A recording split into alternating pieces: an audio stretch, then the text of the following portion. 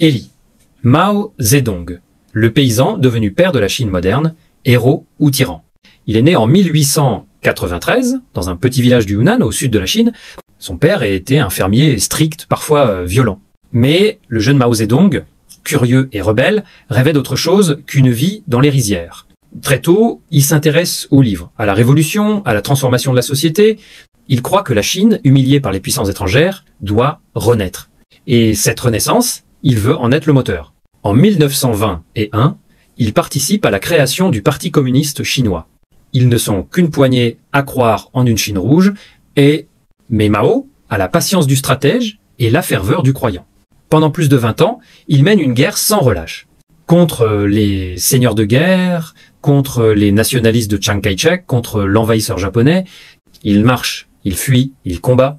La longue marche, c'est son épopée. 12 km de survie, de sacrifices et de légendes. En 1949, il entre triomphalement à Pékin. Sur la place Tiananmen, devant des milliers de personnes, il proclame « Le peuple chinois s'est levé. La République populaire de Chine est née. » Et Mao en devient le chef absolu. Mais le rêve tourne peu à peu au cauchemar. Dans les années 50, il lance le grand bond en avant, une campagne pour moderniser l'agriculture et l'industrie. Le résultat, une famine catastrophique, des dizaines de millions de morts, puis vient la révolution culturelle. Mao appelle la jeunesse à détruire l'ancien monde. Les écoles ferment, les intellectuels sont humiliés, torturés.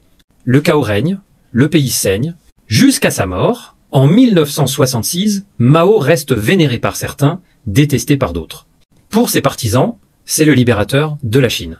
Pour ses détracteurs, c'est l'homme d'un pouvoir sans limite, responsable de millions de morts. Et pourtant, une chose est sûre, il a changé la Chine à jamais. Aujourd'hui encore, son portrait trône au cœur de Pékin. Et son héritage continue de diviser, de fasciner et d'interroger. Mao Zedong, héros, visionnaire, dictateur. À toi de juger. Si cette histoire t'a marqué, abonne-toi et laisse ton avis en commentaire.